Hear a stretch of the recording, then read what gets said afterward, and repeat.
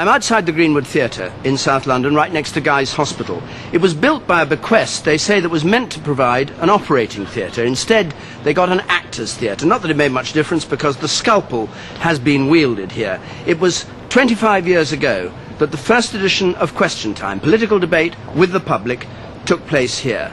And you could say that since then the politicians have learnt what it's like to be cut up. What's the matter with you? Where did you get all that praise?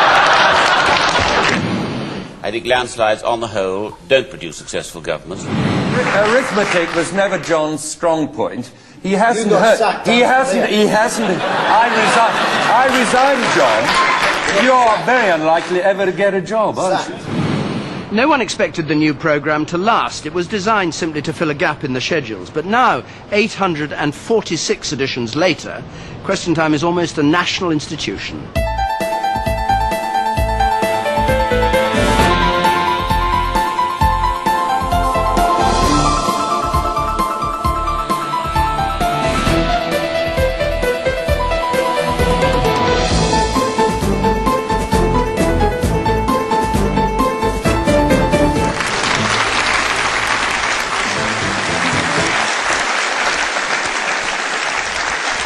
Hello, and here we are for the first of our weekly Question Times with an audience in a South London theatre which has been specially converted for television. That's to say the theatre has been specially converted, not the audience.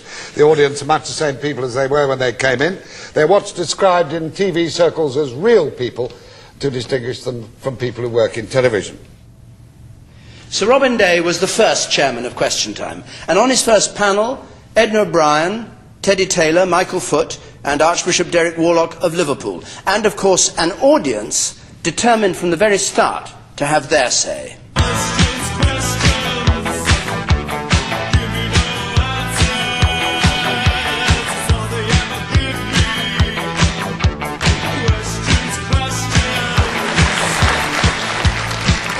The trial judge recommended that the IRA terrorists who murdered my aunt in a London restaurant should serve a minimum of 30 years. Should they be released earlier if the arms are handed over? How does the panel view the Lord Chief Justice's view that Britain is going to the dogs? They're talking about massive rent increases in council houses, and now they're talking about stopping building them. You're very biased against council tenants. What do you think of what they've said? Do you think they're a lot of smug fuddy-duddies? Well, they seem very complimentary about the question, but they haven't actually given me any answers. But the best sport was the first time a cabinet minister risked coming on in programme number 3. And the Right Honourable Michael Heseltine MP, Secretary of State for the Environment in Mrs Thatcher's cabinet, who is well known for cutting almost everything except his hair. The very interesting thing about Question Time, above all else, of all the programmes I ever appeared on, the one that I knew would always provoke, oh, I saw you last night on the telly, was Question Time. Instead of declaring that it does not want confrontation with the unions, shouldn't the government have a showdown and cut the unions down to size without further delay? I think the answer to that question in the terms...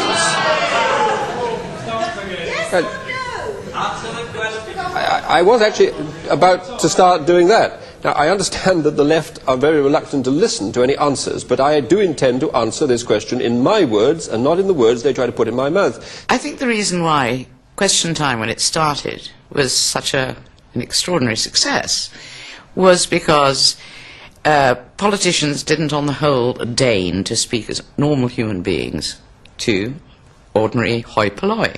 It would have been extraordinarily curious if a government which was elected with the votes of about 40% of the British trade unionists should want to have a showdown with the unions. I was a huge fan of Question Time and would watch it every week. And I wasn't alone.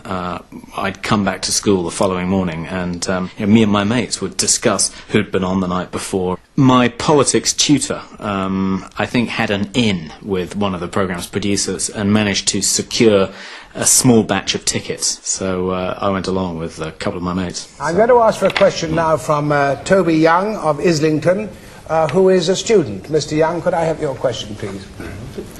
In view of the government's decision to scrap the Endurance before the crisis arose, How does the panel think Britain will be able to afford to maintain the defence of the Falkland Islands? There's something very idealistic about Question Time.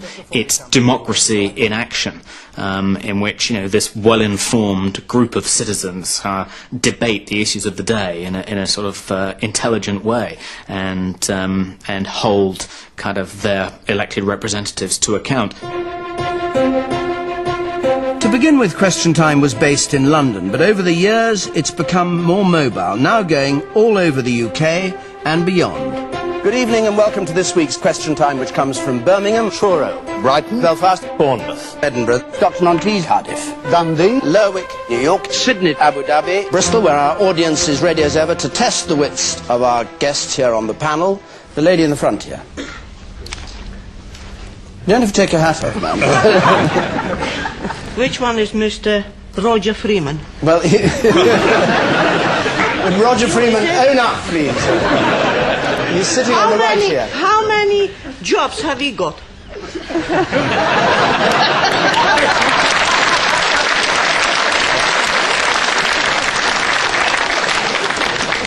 Go on, Mr. Freeman, how many jobs have you got? Chancellor for the Duchess of Lancaster, Minister for Public Service, and Citizen Charter, Member of Kittens? I think that's MD for Little Kettering. ones full air get so big. Member of Parliament for Kettering, well... Accountant, Farmer, Transport Minister. What's the matter with you? Where did you get all that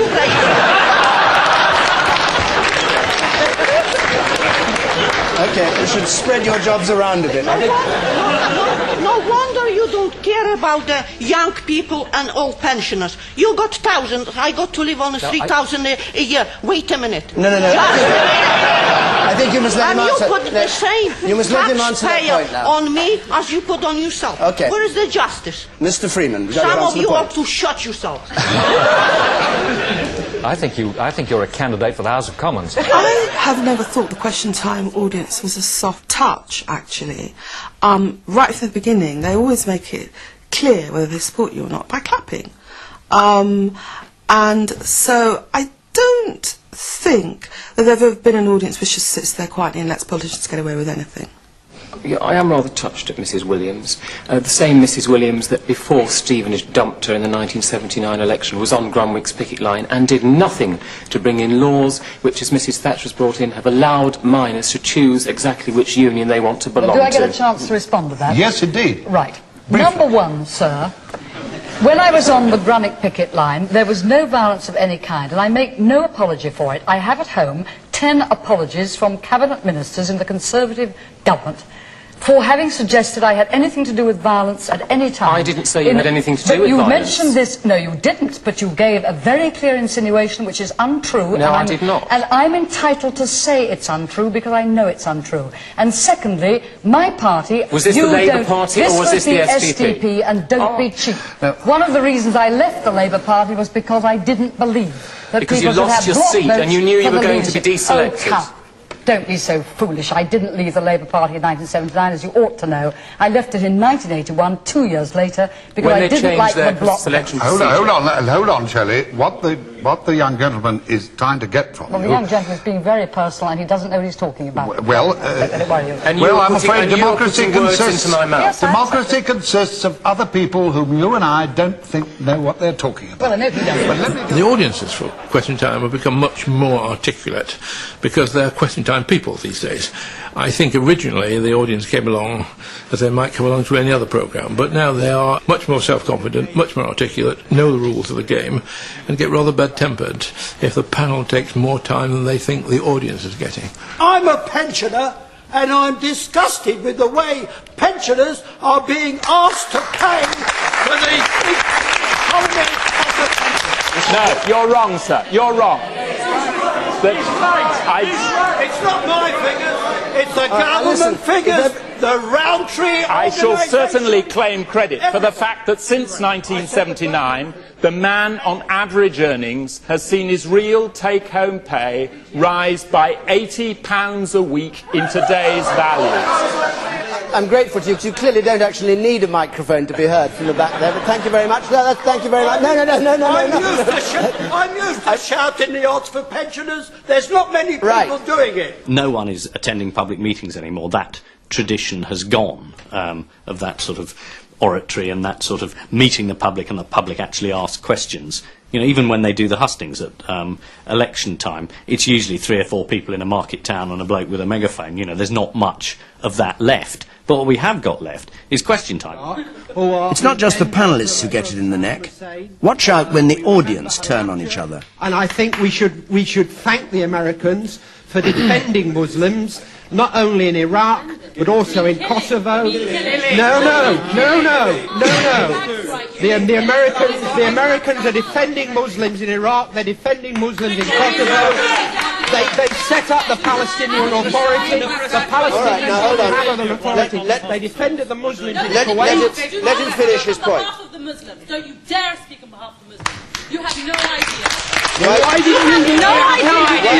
You have no idea. Don't even speak. Why don't you attack the Russians when they launched an all-out assault on the Chechen based on a terrorist outreach? I never heard you. I never heard you. All right, hold on. The left is silent when it comes to Russia.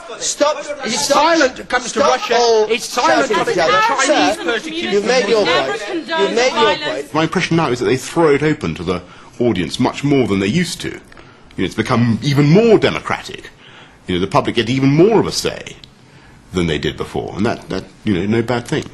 I am Iraqi. I am Kurdish. In past 30 years, I have seen so much tragic. No human being in this world ever witnessed this firsthand. This is a war. This is not a picnic. For me, it was the first time in my entire life I have ever had that opportunity to go face to face to those people. Every single day, every single hour, I get the update news from Iraq. Does anyone ask us, how do you feel? Go on, I'm asking you. We want this war more than anything on this planet. Yasmin Al-Badan.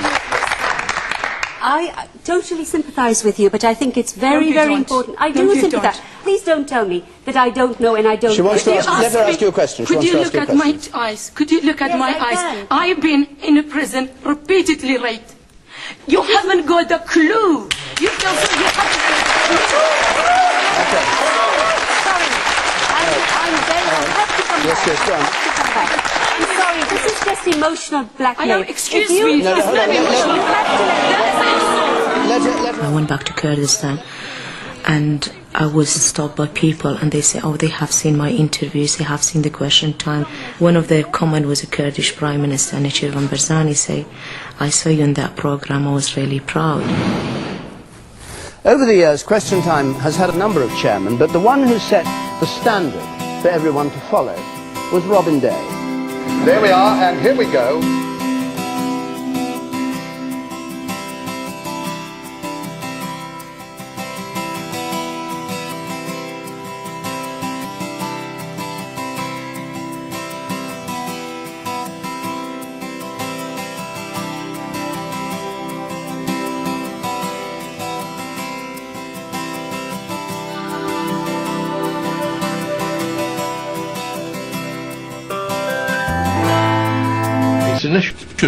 Its initial success was built and based on Robin Day. And what people liked was how Robin comported himself, what he said, how he dealt with politicians. They liked him having a hard time sometimes from politicians, but always winning in the end. I'm not in favour of abortion for what is called social reasons. Let me go on, since you want me to be precise. By social reasons... Don't necessarily be precise by going on. Obfuscation is an art form. Well, you must make up your mind whether you want this to be a serious programme or whether you're really Michael Parkinson in disguise. I don't know how long it took you to think up that before you came to the studio. Robin Day, obviously, was the great one to begin with, and his problem was his problem with women. I don't really want to see any newspaper have to compromise itself and pander to the kind of dinosaur sexist instincts of some of, or a majority of readers. Dinosaur? Dinosaur sexist instincts. But the dinosaur is I understand about sexist instinct, but I don't understand what dinosaurs have got to do with it.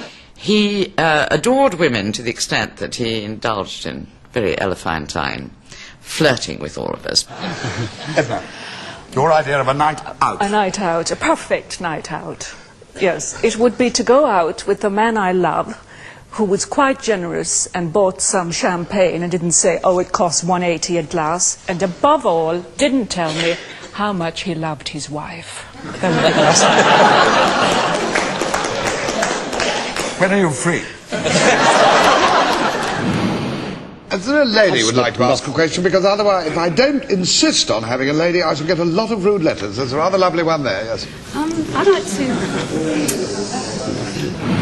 I'd like to take another question, not unconnected, from Angela de la Nougered, who is a student, and I hope I pronounce your beautiful name correctly. Thank you, Sir Robin. Robin was a Liberal candidate in his early days, would very much like to have been a professional politician, but he was very well informed, very sharp, big personality, great fun, a wonderful chairman.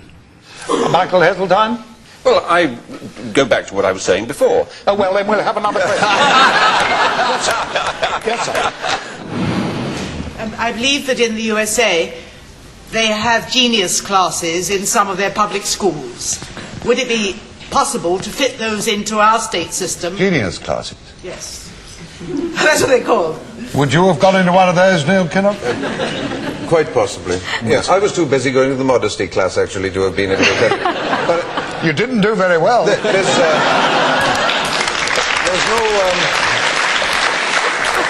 Get on with it. Robin, with great respect to you, a lot of people want to ask a lot of questions. It's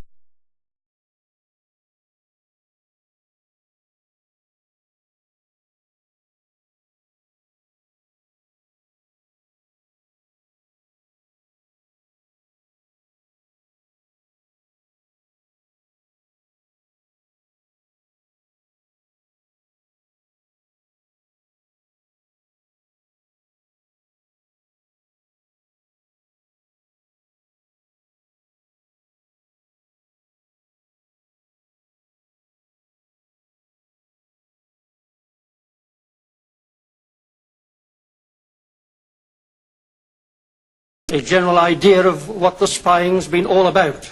Can you answer that question? Do I not know your face? Yes, I've had it for about 70 years. Very good.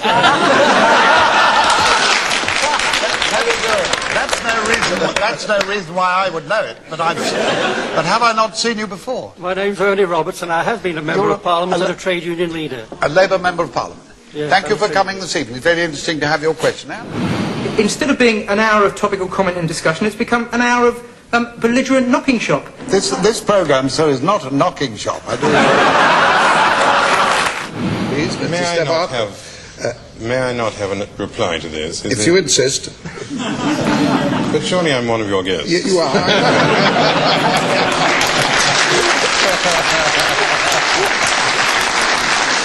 I'm also thinking of the audience who've got some very interesting questions, and one can't balance it like Solomon, but go ahead. What do you see as the issue in this Euro election? Because I've been looking at all the propaganda and I can't quite understand. Well, I'm very disappointed at that, Robin. You really should come to more of our press conferences. I don't think I've seen you at one of them yet.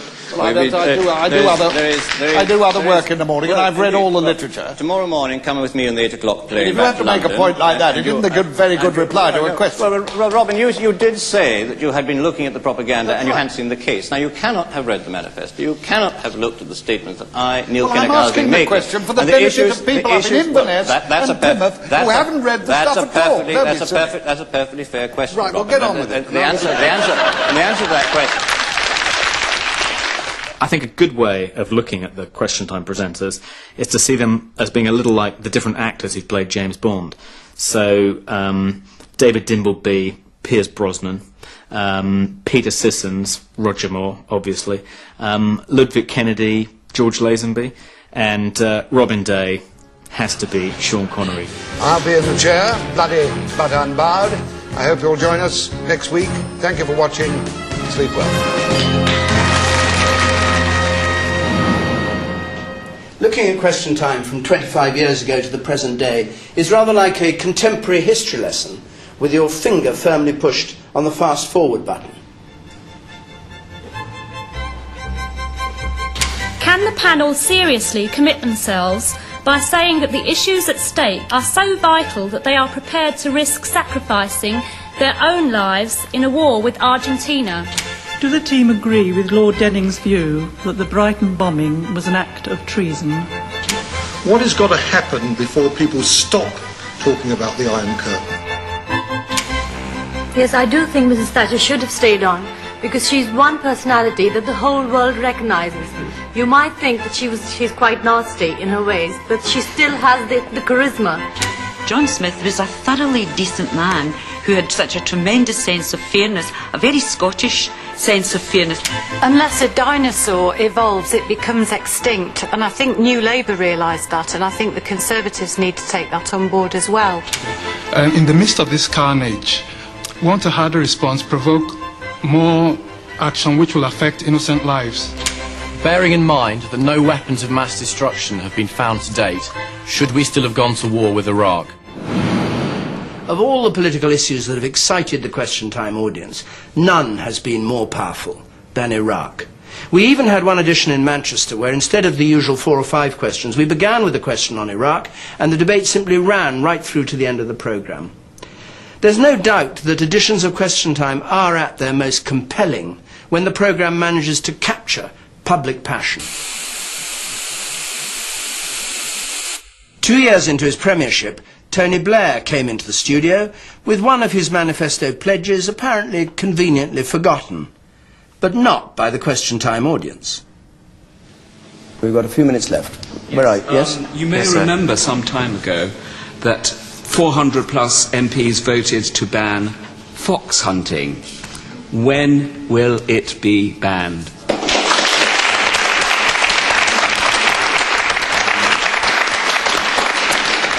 It will be banned. I mean, we'll get the vote to ban it as soon as we possibly can. We had one try at it last session.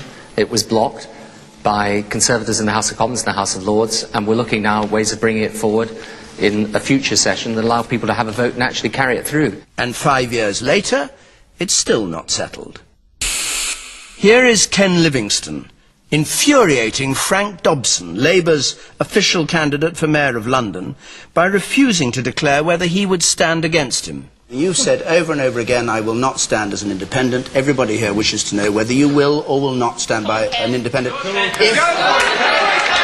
Now, I'm sorry, but I'm going to take time with the Labour Party to work out the way forward. But so you are considering standing? I'm listening to London. You're considering standing? I'm also making it clear I still want the Labour nomination. I want Labour to wake up to the fact you can't have a system like this. Well, let me make it clear, Ken. I've made my mind up. I'll say it to your face. I am the official Labour candidate. I am not going to stand down. So, no matter how much you and your friends organise within the Labour Party in London to try to have a go at me about this, I will not change my mind. I will be the official Labour candidate. So as far as I'm concerned, you can say now, are you going to support me or are you going to stand separately? Go on, make my day. Well,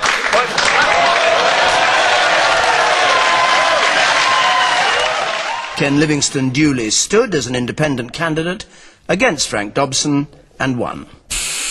Back in 1981, 4 senior Labour Party members announced that they were going to leave the party because they thought it was moving too far to the left. One of the so-called Gang of 4, David Owen, happened to be on the panel with David Steele, then leader of the Liberals. And remember, this is well before the Gang of 4 had launched their SDP. Mr. Steele, I understand this is the first occasion on this programme that you've ever had the chance of discussing this matter directly with Dr. Owen. Would you like to take advantage of it? In recent times, well, I don't propose to conduct a love-in with Dr. Owen on your programme, and certainly not to I can think of no better place. And certainly not to live in sin either with him or anybody else. But a marriage is a possibility, which I think we should look toward. What's your response to that, David Owen? Well, there's no question of a marriage. There may well be a need for an electoral arrangement whereby you don't fight each other. No question of an alliance with the Liberal Party? I think at this stage the only thing that is at issue is how can you work together. In 2001, just 2 days after the attacks of September the 11th, Question Time mounted a special programme. The BBC apologised for the timing of this edition, in which the audience harried the former American ambassador. Does the bombing in America represent a failure in US foreign policy, with millions and millions of people all around the world despising the American nation? Philip Labour. I'll respond to the last several questions as I respond to you. President Bush has made it clear that once it is determined with certainty who is to blame, that any nation which harbors such individuals shall also be held accountable. We must be reflective on why there are these attitudes towards the United States. But if I may, let him speak. But if I may, he's saying what you're saying. But I think. Well, all right. If I may, I'll bring you in. May I continue? If you listen to him, I'll bring you in. All right.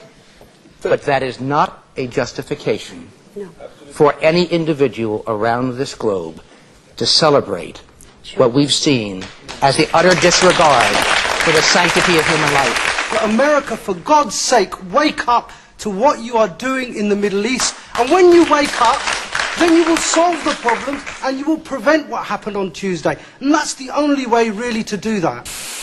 Alan Clark got a ticking off from Mrs. Thatcher when he sounded off about her decision on defence procurement.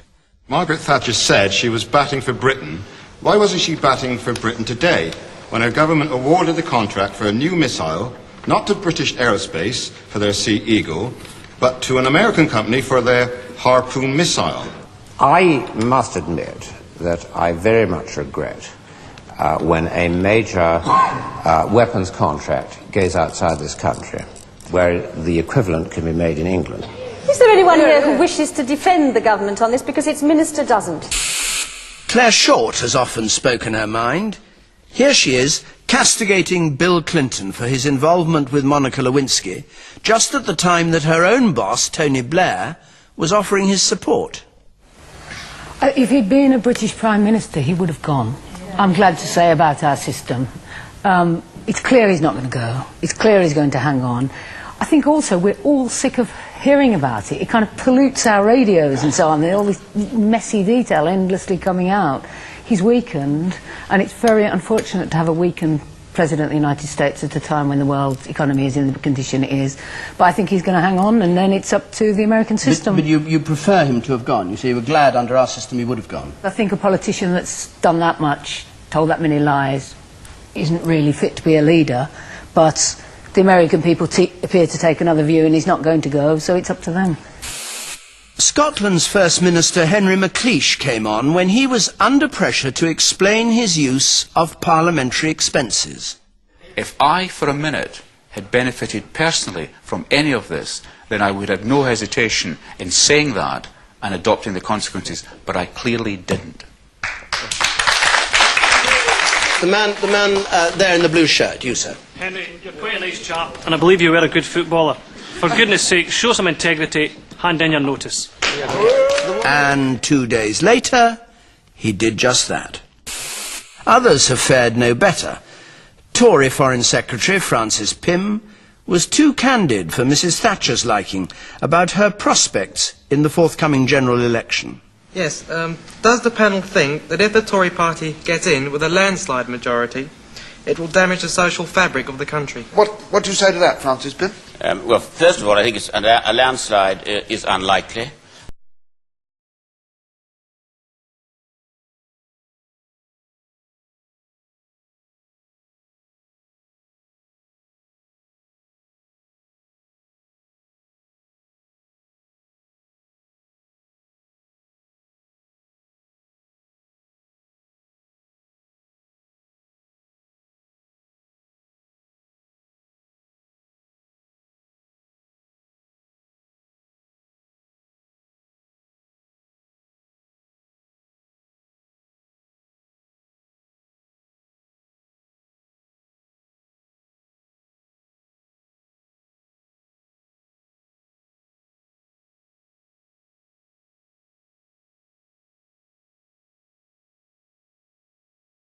Forthwith.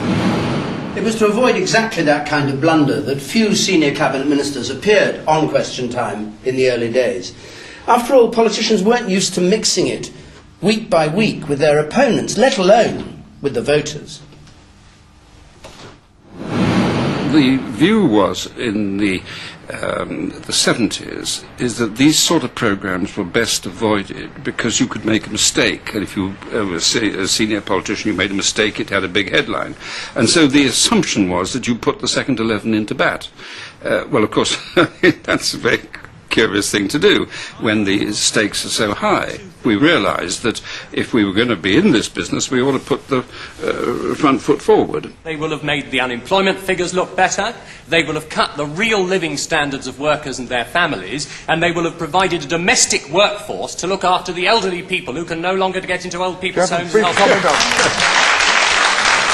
Is there any truth in that gentleman's allegation? You must live in a dream world of delirium. I've never heard such... You must have an extraordinary persecution complex. I don't know where you get these ideas from. The idea that a party elected... The Guardian, No, The Guardian. No, it's not true. The Guardian is a very accurate and responsible newspaper. It would never go through sort of rubbish of that sort. But the fact of the matter... Michael Heseltine's experience didn't exactly encourage his colleagues to follow him until a senior Tory decided to press for a change.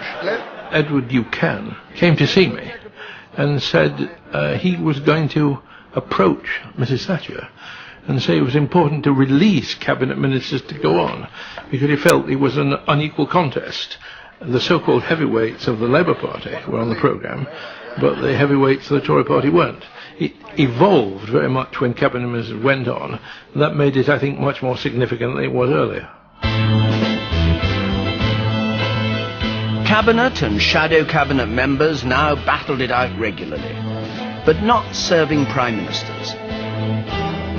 Until 1997, and then only when promised a panel of one.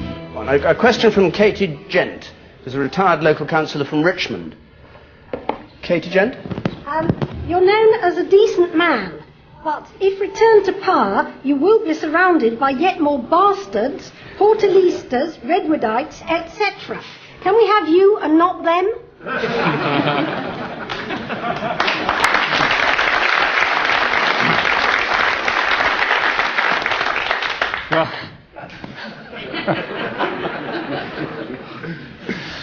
I think I have set out the policies that both I and they are contesting this particular general election on. I certainly hope you're going to have me. Since then, the main party leaders have regularly appeared in front of the Question Time audience. Not always a comfortable experience. The man in the spectacles in the centre there. Mr. Blair, in 1983 in the debate in the House of Commons, you described the Trades Union Act of that year as scandalous and undemocratic. How would you describe that act now? Well, I've just made it clear. I mean, this is what David and I went through, 10 rounds with the other evening. So it's no longer undemocratic and designed to No, I've said to you that what I think is important is, and frankly, rather than reading out the old Tory Central Office brief, exercise a bit of imagination yourself. I've already said to you, we will keep the legislation in place. Undemocratic 14 years ago. Surely it's scandalous and undemocratic Look, I now. perfectly well appreciate why the Conservative Party would prefer to refight the political election campaign of 1983, but I'm on the one in 1987. Okay, all right. It can be nerve-wracking being a guest on Question Time. You have to be ready at a moment's notice to say something convincing about a question you may not even have thought about. It's no wonder that some guests are almost physically sick in the dressing room before the programme starts. Others are spotted young, give a confident performance, and go on to become regulars.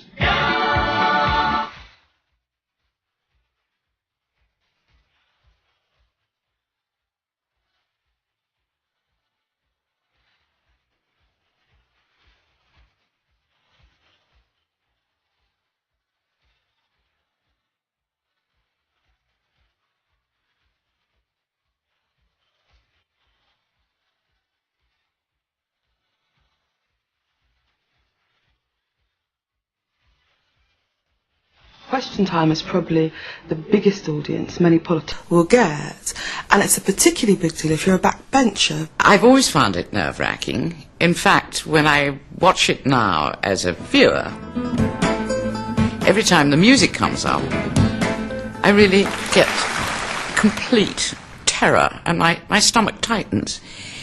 And I never was able to use Enoch Powell's advice to me.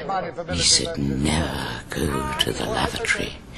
A full bladder gives you the tension for a good performance. I sometimes wish I got more nervous, because it's the absence of nerves, it's sheer complacency that leads one to forget to read the newspapers on the day and to walk straight into traps, like not knowing the identity of this asylum seeker who I'd completely forgotten about. Do you think it was the correct decision to allow Yusuf al-Qaradawi into the country?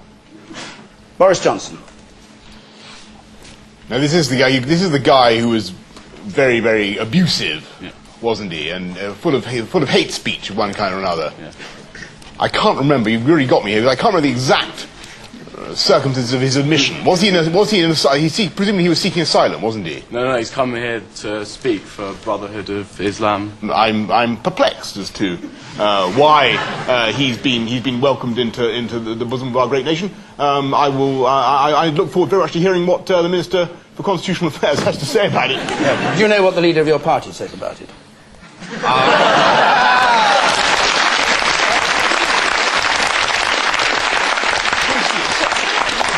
Since he is a man of fantastic sagacity and judgment, I imagine that he said more or less what I've said.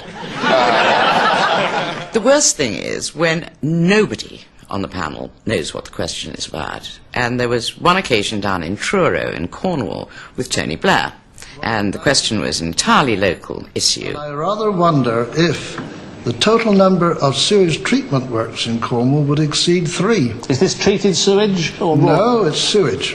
Raw sewage. When I looked up, nobody could answer it.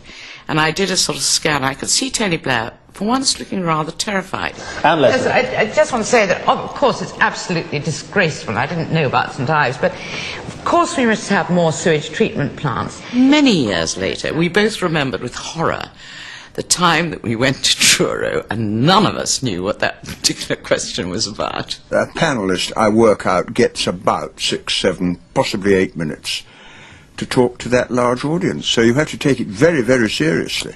And I read all the papers for the week and try and anticipate the questions. Sometimes I had a list of 150 possible questions and I've guessed them all. I don't work out the answers. At this moment in time, where are the panel coming from with regard to the Plain English Campaign's list of our most annoying phrases?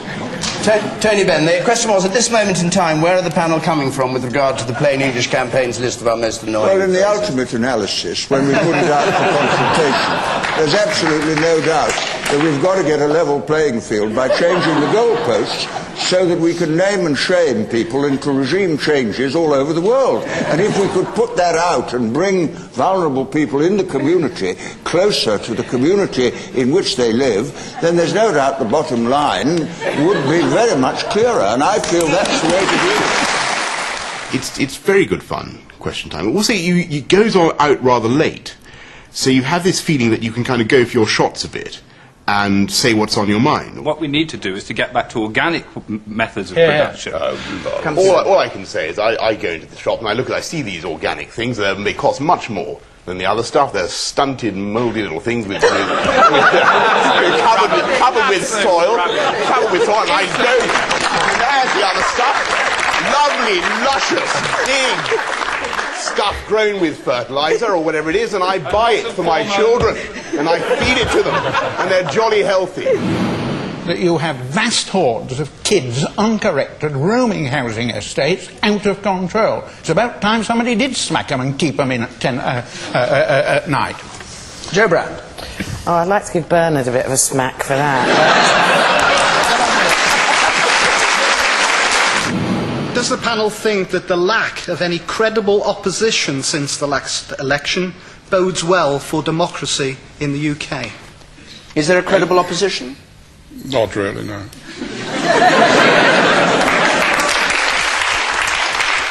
No, I really won't go to the Lords. Roy Jenkins claimed that certain members of the Labour Party, in particular reference to members in the GLC, were trying to get control of the police forces in order that they could sort of use political influence on it. And I'd like to know what the panel think. Alan Taylor, what do you think about this? To tell you the truth, I don't think anything about it at all. If everybody who gave on the programme was as honest as that, we'd never have a programme, just for the money. No, if you think I'm going to start thinking about this problem, you're very mistaken. One of the reasons Arthur Scargill, I suspect, wants a referendum is that he doesn't, anyway, believe in parliamentary democracy because he is a Marxist. Yes, I am. I'm a Marxist. The trouble is, Michael Portillo's a Marx and Spencerist, and that's what's getting us into this bit. One does hear of worse cases, real sexual harassment, and I wondered where there is a line to be drawn. Well, Can I suggest you fight could you back? say where you draw the line? The critical thing to do is fight back. If somebody pinches you on the cheek, pinch them back. If somebody pinches your bottom, pinch theirs. It's amazing what an effect it has. How far would you go with that? No, I've said no more.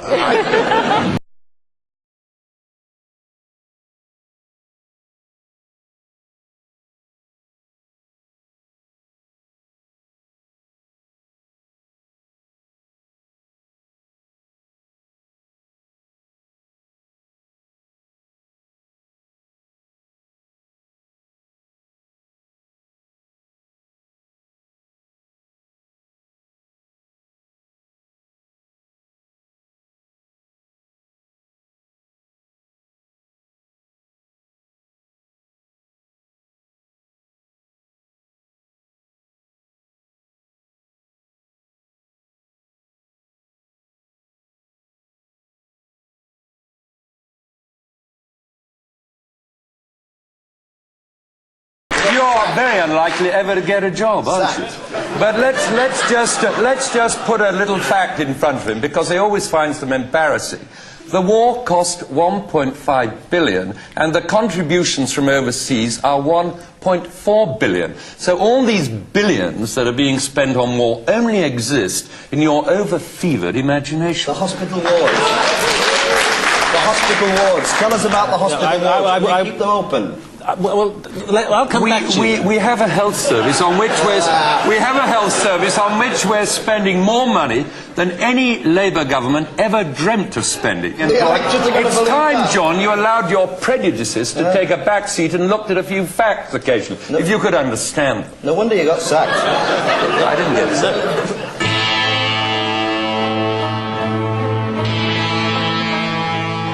The tabloid business is a dying industry. They sell a million less papers than they did 10 years ago. The Daily Mirror is dying even faster than other papers. It's 24% down on sales. You're dying on your feet, mate. I'd back in if I were you. They have tried to... Newspapers have the tabloids have tried to blame the Queen for the Paul Burrell fiasco, and it was clearly Sorry, David, I've heard enough of this rubbish. Listen... Well, why don't you leave the room? Well, I'll tell you what I'd like...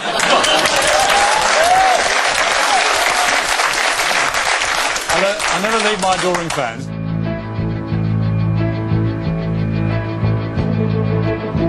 When you made the decision that it was right to be non-unilateralist, having been unilateralist all these years, when you made the decision to be a good European, having not been a good European, when you made the decision to give up nationalising, having always been a nationaliser, when you made the decision to do devolution for Scotland, having always been against it, was that on high moral grounds? Or was it because you wanted the votes? And I'm surprised to find how much I'm in agreement with Arthur Scargill. He is a genuine old socialist. He knows what a socialist is.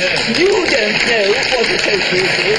Let him answer you. I don't know why I've provoked so much aggression on behalf of a liberal peeress, but let me deal with not two a of the peer, points. it's a woman peer. All right, a woman peer. We will deal with two of the points of alleged inconsistency which were alleged at me. Apparently, I've been anti-devolution and have suddenly become devolution. Well, your party has. I was actually the minister who carried through the devolution legislation in the last Labour government. Your I was party supposed. was. What would you allow me to answer, please? You're not in the House of Lords now. You're in a place where you have to listen to other people.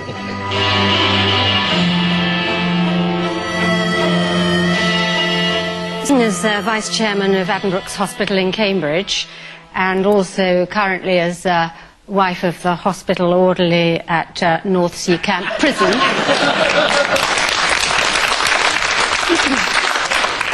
I think I see the health service in the round. Oh, yes, of course, those two examples. The need for... That would cover it. The need... I was slightly surprised Mary Archer had agreed to go on a panel with me anyway. But when it came to it, I think she just thought everybody, and that included me, would be too polite to mention the fact that their husband had been involved in a number of extremely sleazy affairs during his time. I think people have a memory of the major years sleaze being absolutely fantastic, you know, top-rate sleaze. There were liars, obviously. There was perjurers. We had Jonathan Aitken and Geoffrey. And, you know, that's sleaze. Anything contentious there? Like to take another free kick while you're at it? Well, this is a public programme, and you've appeared on the panel. And I think you're most famous for being Geoffrey's wife. The Prime Minister, his first response, when everyone says you're sleazy, he says, look at all the Tories there in jail. Your husband is the reason that Tony Blair gets away with it in Parliament. That, I think, we have to take into consideration.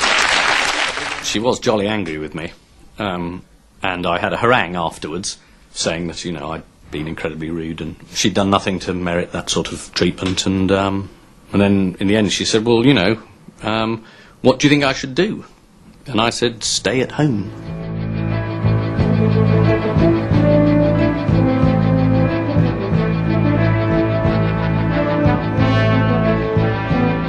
I find it quite extraordinary that a politician of Mr. Heath's experience should be so ready to find life with Saddam Hussein tolerable. I'm not saying that for one moment. Having met President Saddam Hussein, which you haven't done, I know perfectly well what he's like. All you've done is sit in your office and demand a war every day since August the 2nd.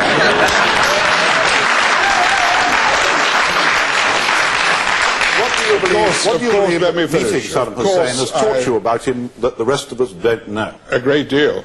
And it really is disgraceful you should make such an accusation in public like this.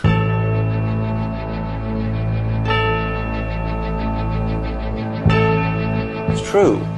You're taking it down to 14, and that would really worry me.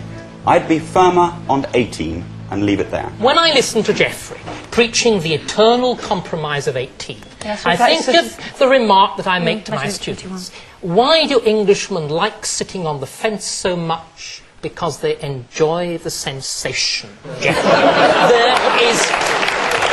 There is no grounds in reason or logic or justice for 18. I enjoyed the very clever way you got a laugh, David. I'm bound to say to you, I was not sitting on the fence and I was not compromising. 18 is what I feel, and 18 is what I believe. And you don't have the right to doubt my beliefs and think just because you're an expert in this subject, I don't have the right to say what I feel or get a cheap laugh out of it. I stand by 18 and I mean it.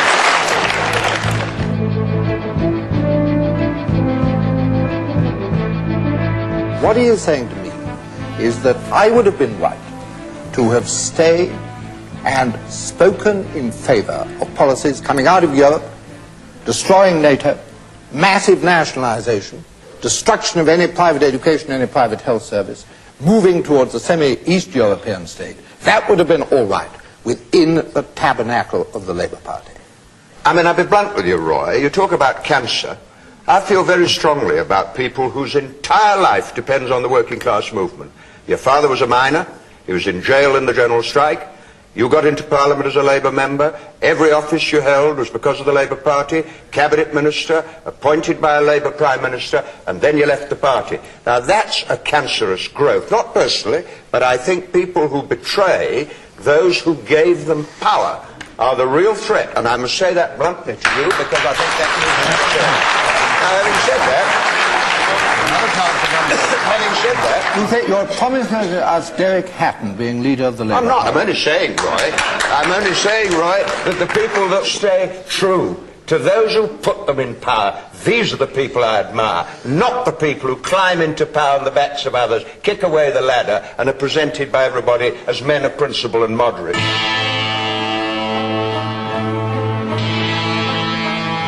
Why is it always millionaires like yourself get uptight about £2 an hour for people on minimum wage? Why do you always have to do that? I'll tell you. Because I know something about actually creating jobs as opposed to just talking about it. You've obviously done a lot better than your workers have. Yes, but in fact created a large number of jobs in the process. Not at £2 an hour. Now you just tell the people in this country... Is £2 an hour acceptable to you? You know perfectly well that what you're talking about is £4.08 an hour as the minimum wage. Is £2 an hour acceptable to you as a very wealthy man? It is nothing to do with me being a wealthy man. Well, what you're trying is it acceptable £2 an hour? It is entirely a matter of what people are prepared to accept in the circumstances of getting a job. And sometimes even the chairman gets dragged in. Why did the Conservatives support the accession of the 10 countries? Those countries can feel let down because now you're getting scared of the natural consequence of these being full members. I'm saying to you, Anne, you've got nothing to fear. Please, I know, but don't speak while he's speaking, because nobody can hear anybody. You always tell other people. You always tell other people. No, just now, when Shirley had finished, you told me not to interrupt, and she finished. You always tell people. I just jumped in while I got the opportunity. Transitional period. You won't win this one because I'm chairing the programme. Oh, I know. And you won't win if you could speak when other people aren't speaking and not interrupt those who transitional are. Period. Then the same courtesy may be extended to you. The terrible risk of appearing on television is that what you say is recorded and can be kept in evidence against you. Here are a few things that panellists have said which, with hindsight, they might rather have wished they hadn't. Every independent expert who has looked at the minimum wage has come to the conclusion that it would destroy large numbers of jobs. And the ridiculous thing about it is that it wouldn't even help the people it's designed to help. The minimum wage would actually help the richest third of the population more than it would help the poorest third. This is an absolutely disastrous policy. It's utterly misconceived, and the sooner the Labour Party withdraw it, the better for everyone in our country.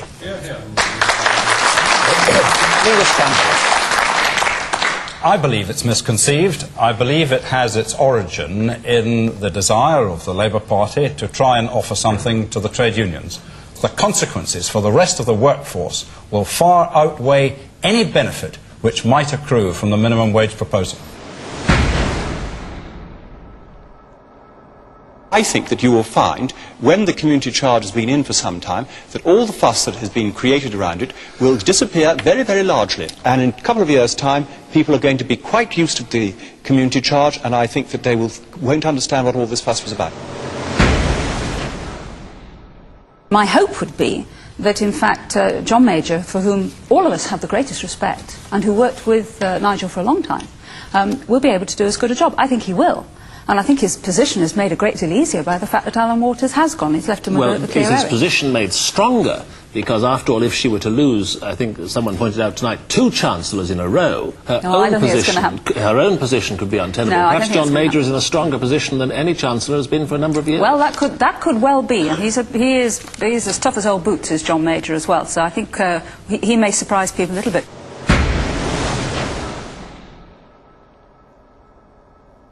I don't feel a great sense of pressure that I should suddenly be resigning, because what I have said solemnly to the House of Commons I think will be shown to be correct.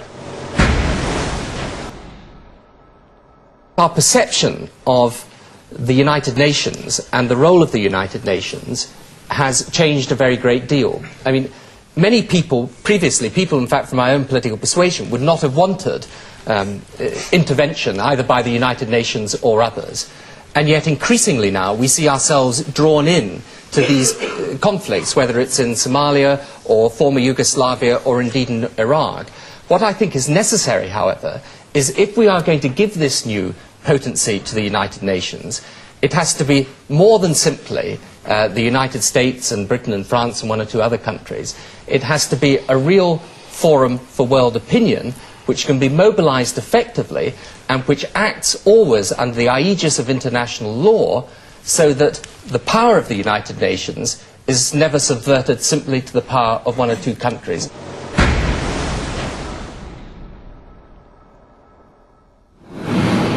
And that ends this look back over 25 years of Question Time. The next edition of Question Time, next Thursday. I hope you'll join us for it. But just before we go, a few moments that everyone, panellists, audience and chairman, might rather forget.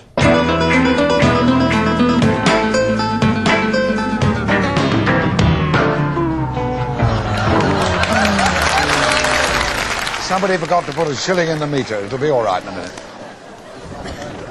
What you call self-government, but what he calls devolution, up in this relatively small corner of the United Kingdom. I beg your pardon? This reminds me of 1985, when Mrs. Thatcher had Alan Walters underneath the table in number 10 Downing Street. Disagree. Do you want to rephrase that? I happen to not like beards or moustaches. And the fact that you use a single set of wires to transmit the A Freudian slip. We could stand you a lunch, Cyril. At least I think we could stand you a lunch. You haven't seen my lunch. What does the team think of the common market proposal to ration alcohol? I'm afraid I'm not familiar with this. This has just come on. Wendy Mantle. I'm afraid I knew nothing about it at all. Perhaps Robin can enlighten us. Julian Avery. Well, I'm against it on principle. This is Dorothy Clark, housewife. Are you there? Which question? You had a short one, I think, about what about the team and their... About the beer? About the what?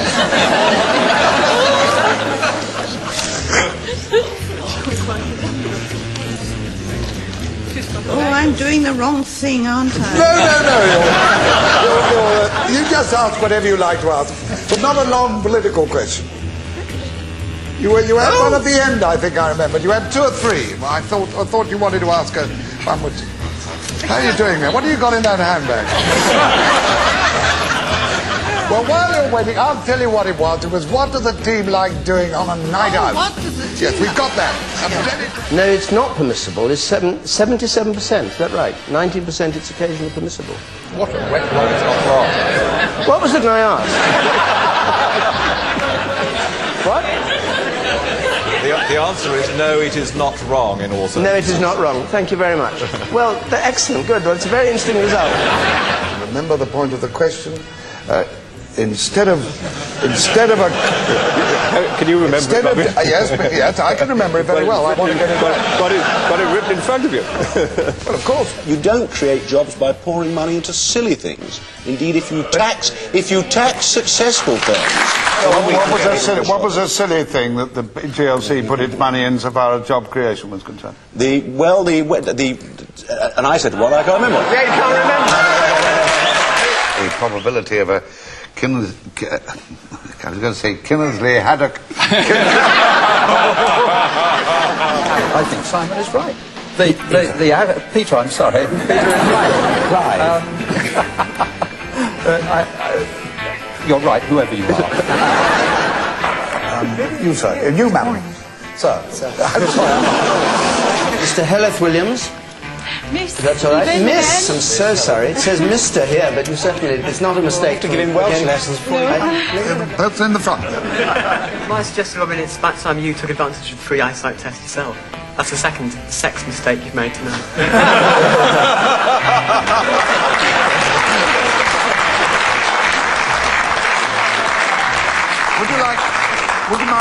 Would you like to stand up, please? And I'll take a poll of the audience. Is it John Gregg? No, it's John Ord. John Ord, I beg your pardon. Your writing is very small. It is pretty awful, isn't it? Yes. Mr. Glenn Messenger. Mr. Glenn, I'm sorry, I've got his name wrong. I've mixed up your name with your occupation. Read by the doctor. And paid £45 for it. Robin Cook, sorry. Should you think that... do you think that's proper? Yes, David Bumblebee.